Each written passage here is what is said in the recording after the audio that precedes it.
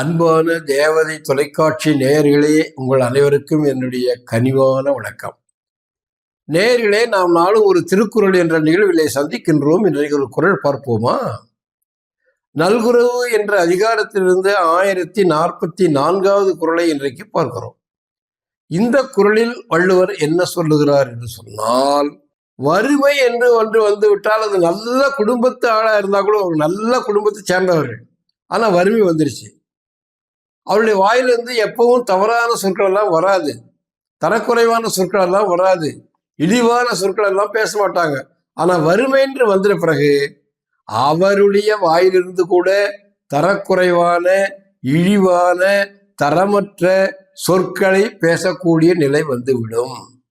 எப்போ வறுமை வந்து விட்டால், நல்ல குடும்பத்தில் பிறந்தவராக இருந்தாலும் வறுமை என்று வந்துவிட்டால் அவருடைய வாயிலிருந்து தரக்குறைவான சொற்கள், இழிவான சொற்கள் வரும் என்கிறார் வள்ளுவர். பசி வந்து 10 பறந்து போன்னு சொல்லலாம். அந்த மாதிரிதான். என்ன சொல்றார் பாருங்க. இற்பிறந்தார் கண்ணேயும் இன்மை. இற்பிறந்தார் நல்ல குடும்பத்தில், இல்லம், இல்லத்தில் பிறந்தார், நல்ல குடும்பத்திலே பிறந்தவராக இருந்தாலும், கண்ணேயும் இருந்தாலும், நல்ல குடும்பத்தில் பிறந்தவராக இருந்தாலும், இன்மை வறுமை வந்து விட்டால், இழிவந்த சொற்பிறக்கும்,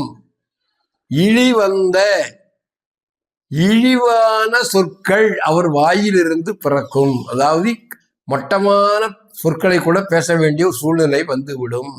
இழிவந்த சொற்பிறக்கும், சோர்வு தரும், சோர்வையும் கொடுக்கும், அது சோர்வையும் தரும், இழிவான சொற்களையும் பேச வேண்டிய சூழ்நிலை வந்துவிடும். இப்பொழுது மீண்டும் குறளை பார்ப்போமா? இற்பிறந்தார் கண்ணேயும் இழிவந்த சொற்பிறக்கும் சோர்வும் தரும். அன்பான தேவதை தொலைக்காட்சியர்களே, நாம் மீண்டும் இதே நேரத்தில் சந்திப்போம். நன்றி, வணக்கம்.